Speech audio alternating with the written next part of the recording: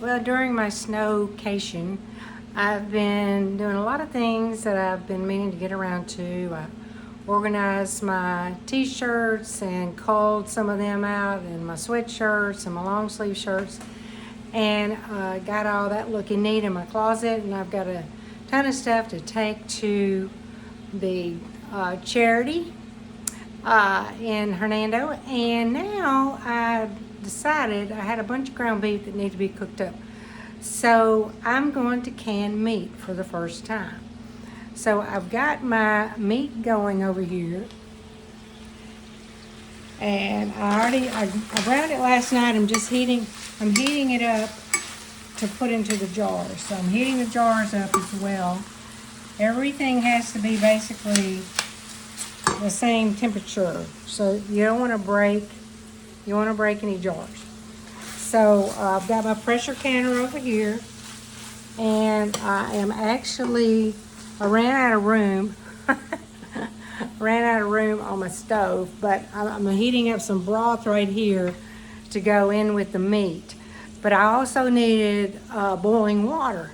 And as you see, every eye is taken. So I'm trying to boil my water in the microwave. We will see how that goes.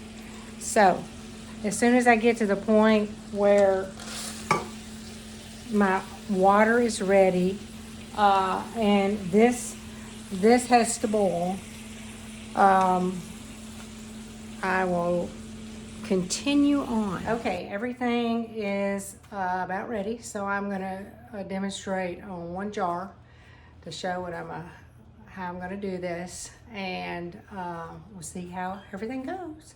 So I had to get my tools. I had to get my jar tongs, and I'm using these for lifting my lids out because I can't find my normal ones. Somebody hit them. And need a paper towel to wipe off the rims of the jars. So, all right, my jars are in here. So, first off, you gotta lift those out. I'm gonna use these. Okay, I've got this smallmouth jar. I'm gonna use it last if I need it. It's just if I need it, because I really want to use the wide mouth jars.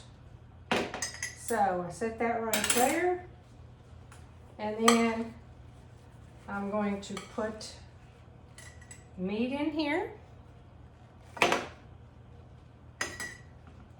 You've got to leave an inch head space with the meat. Well, with the liquid and everything. All right. So this is why this is handy, because this is hot. The jar's hot, the meat's hot.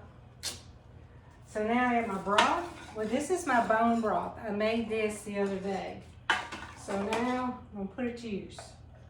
So I'm gonna put about a cup and a half bone broth in here. Well, that's a cup. But let me get the air bubbles out. So there's a lot of bubbles in here. I'm taking my spatula and making sure I get all that air out. Okay, now I can fit a little bit more broth in. All right, so I'm gonna wipe my lid off. You want the lids to stick well. So here's my wide mouth lid. I'm gonna stick it on here. Yeah, I need more space. But anyway, I've got my lid on here. Okay. Now I'm gonna put that over here in my canner. And then I'm gonna do this process all over again and get all my cans in there. So I just put my boiled water in here that I did in the microwave that took a very long time, but I let it do it while I was fixing the rest of this. So now I just put in 2 tablespoons of white vinegar. And supposedly that keeps the jars from turning, getting stains on it. All right, let me figure this out. What am I doing wrong?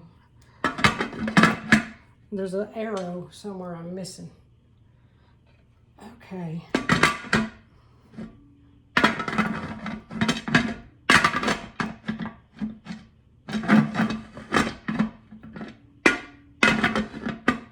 Oh, there it is.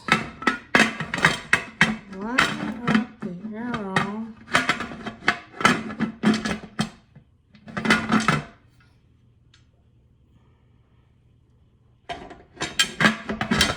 Here we go. Now, okay, so I got that, got the lid on. Now I'm gonna turn it on. And with the pressure canner, I know people are scared of them, but just read your directions. I'm gonna turn this so that I can see my gauge better. I'm gonna have to can this at 10 pounds of pressure. So I have to get the steam built up inside. Kind of like using your Instant Pot, but you cannot use an Instant Pot for canning. I'm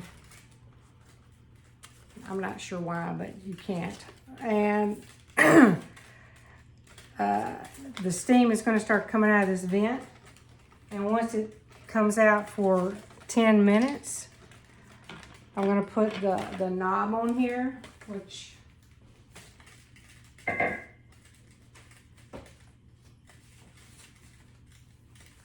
I have put, oh, there it is. The knob will go on there. And just like on your Instant Pot, you know, when the little steam vent closes, it rises up. That's what you're doing here. You're keeping the steam in there. But we got to get it up to start making steam and let that steam come out for 10 minutes and put this on, get it up to 10 pounds, and there you go. So we'll be back. So this, the steam went off. I counted 10 minutes. Then I put the knob on right here. And this had already popped up. That's like the one that would pop up on your Instant Pot. So all the steam is locked in there right now. And I have never done this method before. I have never added boiling water to the pressure canner. I've always just added water out of the faucet. And boy, it makes a difference because that steam vent popped up before I even put the knob on, which is kind of strange. That means there's a lot of pressure in there, or a lot of steam. And so already I just put that knob on and the pressure's gone up to 5 pounds. And all I wanted to get to is 10 pounds. So I'm gonna have to start monitoring it and turn it down when it gets close to 10. And then I'll start the countdown. Well, to get this thing to stay at 10 pounds of pressure, it went all the way up to 13 before I got it back down. That's the problem with the electric range. The temperature doesn't change immediately, you know, like on a gas range. And so you have to wait and see how much it's going to change. But I finally got it down to the right pounds. And here's where my burner is on, right here. Almost to ultra low. There's low. Crazy. You know, it started on high. And I kept having to bump it down, bump it down, bump it down. And finally, I got it to where it needs to be. So, because if it got below 10, I'd have to start my count over. Hour and 15 minutes. So, I've got just a few more minutes before it's done, like less than 20 minutes. And then we'll come back and depressurize and see how everything looks. And then I'll have to get started on my beans. I'm gonna can some dry beans. They're already cooked, basically, most of the way. So I'm gonna can them. And so when I need them, they'll be cooked. I just warm them up, just like cans in the grocery. But my cans will cost a whole lot less money. All right, we'll be back soon. Ooh, wait. We just got back from the grocery store, and I do not recommend it. They're out of eggs, which I don't need, but they were out of bread. They were out of most toilet paper, bananas, you know, just all kind of staple stuff. We went to pick up for somebody else, and we weren't able to get everything. But anyway, I got home, and my meat had cooled down, and so I got it out. And so I got my 4 cans of ground beef, and I'm not sure how much meat that is in each can. I have to think about it. So now I'm on my beans. So I had cooked these beans, or they're dry. They were dry beans. So I'm not used to doing dry beans. So I soaked them and did all that stuff and cooked them almost till they were done. And I got my jars in the water. I'm heating up water for the canner, and these are just about ready to go. So I tell you what, let's just go ahead and get one going here. Let me put you down. So, all right, I'm gonna need a half teaspoon of salt. So I'm gonna grab a jar right here.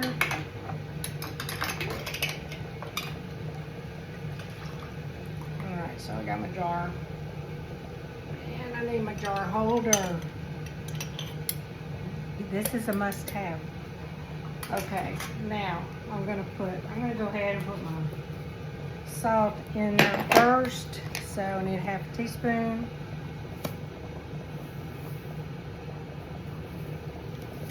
Ooh, I made a mess. That's too much. So now I'm gonna turn these off and start. I didn't have any more wide mouth, so I'm using the regular ones. And I actually have found one I had a little bit of honey in, so I transferred that to somewhere else and got that jar to use. See, now these are making a mess just because they're juicy.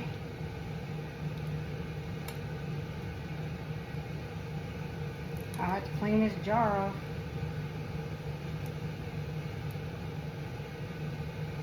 Okay. No problem. Clean it off. Clean around the rim. That's the biggest thing. We'll clean around the rim so that your lid will stay on better. Get one of the rims and grab this lid. And get down in here.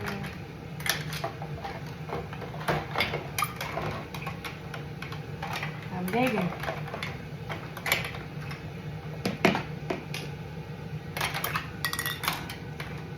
Oh, it fell to the bottom. Okay. Got it. Oops. It's playing hard to get. Alright, I got my lid. And here's my ring. So tighten this jar a little bit. And we'll set it over here, and then I'm going to do the rest, and we'll come back. Okay, 10 minutes are up. So, from my low attachment, and we got to get it up to 10 pounds again. So, countdown begins.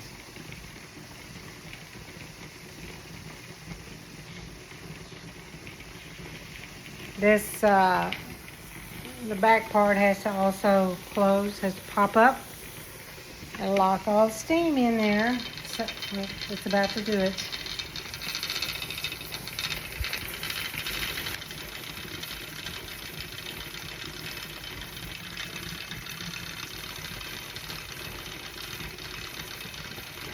All right, we're in business. It popped up. So now the pressure will start rising. I'm going to turn the heat up just a little bit. And once it starts going, I'm turning it down because it's an electric range and it takes it a lot of maneuvering to get it at the right spot. And I know where it needs to be because I did it with my meat. So the pressure is already at 6 and it's only been a couple of minutes. So I'm starting to turn my range down so I try to grab it at 10. So what do you do in the meantime while you're waiting? Well, I got another project going. So I smoked a bunch of pork belly. I seasoned it and marinated it for 7 days. And then I smoked it for a long time. And now I'm gonna slice it up into bacon. So I've already got this much. And it's a little tricky, but I'm gonna show you. It's gonna come out the backside. So turn it on.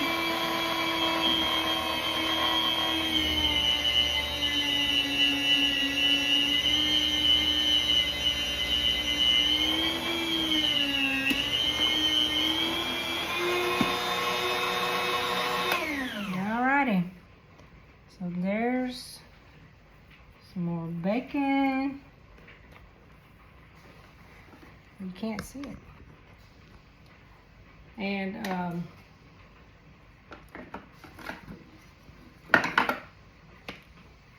yep. It's got a lot of pepper on it, I'll tell you that much. But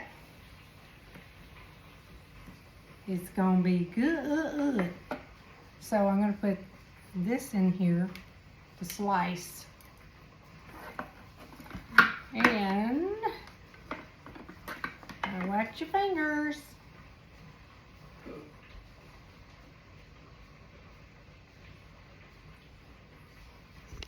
I just checked my counter and it's already a little past 10 pounds. So I turned it way down.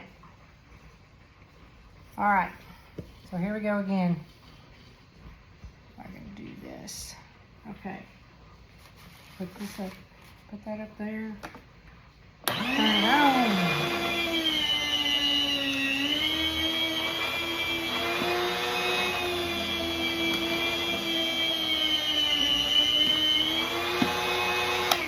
Okay. I just want you to know bacon's not the easiest thing to slice. We sliced some a venison roast, and it is thin, very thin, like deli sliced. Bacon, we're going to have some kind of thick pieces, which is okay. But I'm going to see if I can get it a little bit thinner on that side. Checking my temperature back there. My pounds, I mean.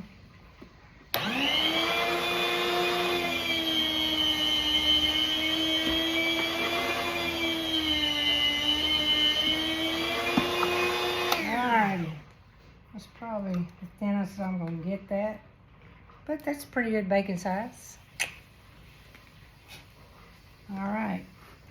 Oh, my bacon's falling everywhere. It's gonna be good stuff. You can get pork belly at Sam's. They sell it sliced like I have. It actually was cheaper sliced, but I think it would do better to buy a whole one. It's just a few cents more per pound, and it's only like $3 and something a pound. You can't buy bacon for that. And I think it would slice a lot easier, so I bought another one the other day that's a whole one, and I'll do all the slicing myself. I don't understand what this is about, because these are thick, but it's hard to get them to slice through the slicer like this. Anyway, that's what I'm doing while I wait on my beans. So I got my bacon done, and I want you to see how much I got. Look here. That is a lot of bacon. Woo! And it's sliced any way you want it. And $3.30 a pound. That's half the price you pay for bacon, or less. And I've got it seasoned the way I want it. You can season it any way you want to. And it really doesn't take that much time. Once you get your marinade on it, and you pop it in the fridge and turn it over every day. That's it for 7 days. And then you smoke it, and you can, it says smoke it for like 6 hours. Mine ended up going longer than that. I don't know why, probably because it's so cold outside. You know, when it gets in the 20s and the teens and the single digits, I think the smoker has to work harder. So it's in my garage. It's not outside, but it's still cold in the garage. So, all right, I got this canner sitting on 10. And it's been on 10 for like almost 15 minutes. So that means I just have 1 hour left till my beans are ready. And I had enough left over from putting them in the cans that we're going to eat it tonight with our cheese and hamburger quiche I made last night. All right, who cares about the Snowcation? We're just gonna keep on working and putting up our own food. Thank heavens I have my own chickens, and so does my neighbor if I need any extra eggs. And I've got my own bacon going, and that's breakfast. And then I made some bread the other day. There's some bread, because you know my husband's got celiac, and I made some gluten-free bread for him, and we've been both using that. And what else? I got my beans, I got my meat. We got meat and beans. We'll be good for a little bit. All right, I'll let you know when these beans are coming out. So good news, the timer just went off, so we're going to turn this off, and we're going to move this off the heat.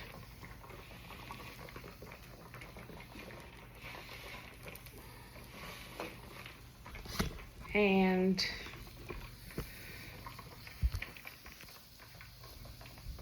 pull it off some more. And the pressure's got to go down now. And then I can open it up and get all the beans out. Now, I just sliced up my bacon, you know, so Tony wants to try it. So, got my skillet heating up, and I got some bacon ready to go.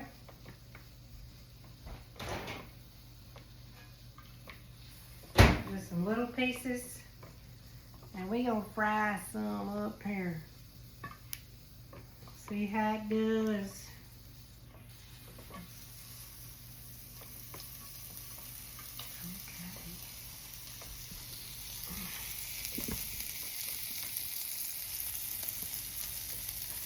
Right in the pan. I got a little piece and a bigger piece. So,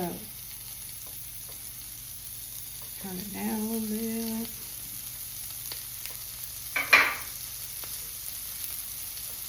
We'll see how this here bacon tastes. Now, my uncle, who is no longer with us, taught me a long time ago about bacon. He said you just keep flipping it. And that's how I always do mine. I have to turn on my little vent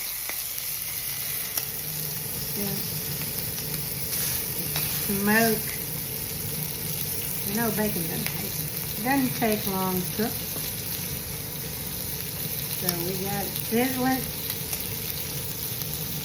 Sizzling.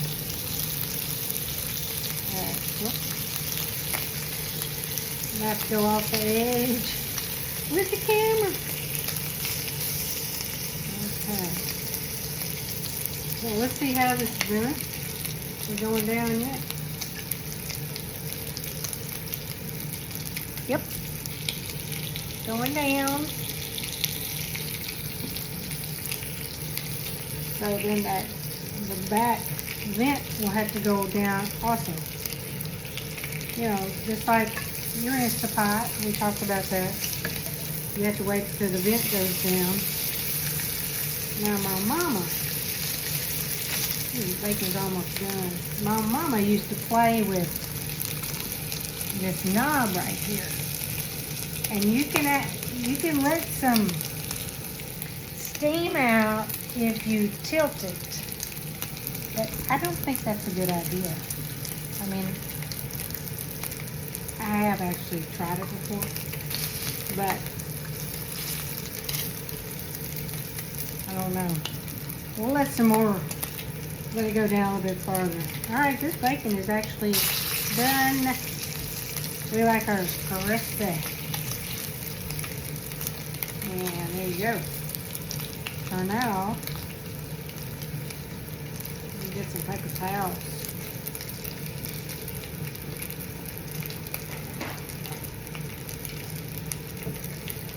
Alright. Put this on a paper towel. Soak up some of the grease.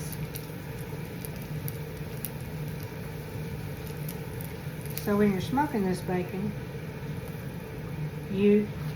ow, that's hot. You smoke it at a very low temperature, like between 160 and 170. And my hair is going everywhere. So that you don't render the fat. And that just means you make the fat cook, and then you have no fat. So you keep it at 160 to 170,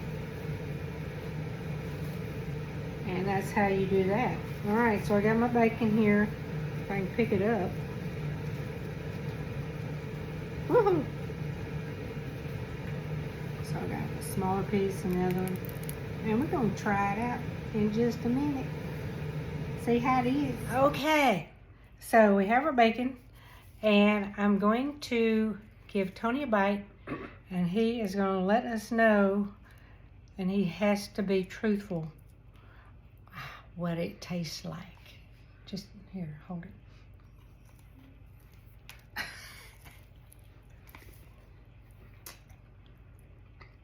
It's yummy.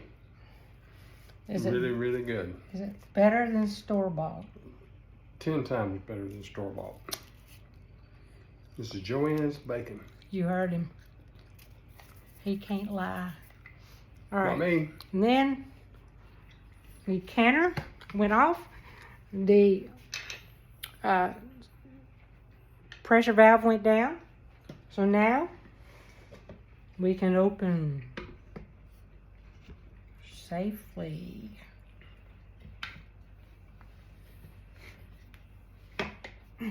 Okay. That is still hot in there. That was a little bit hot. All right, put that in the wrong spot. Move my lid. Get my little can helper. And grab these little cans out of here. Put them on my towel.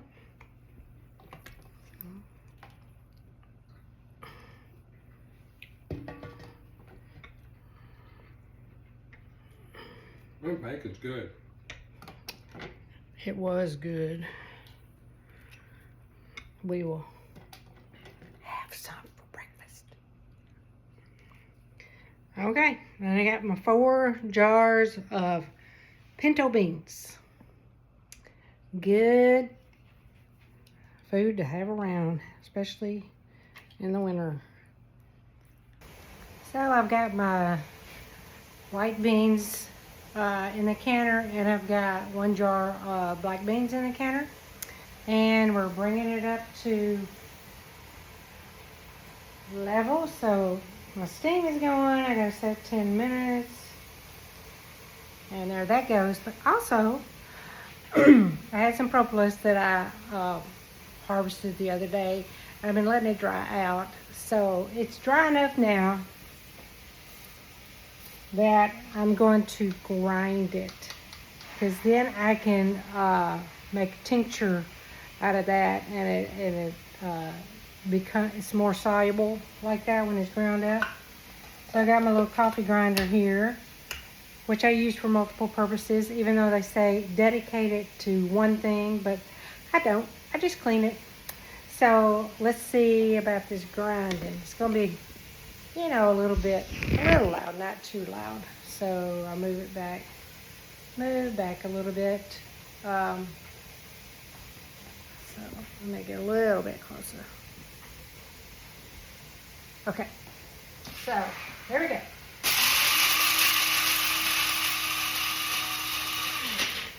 Didn't take long.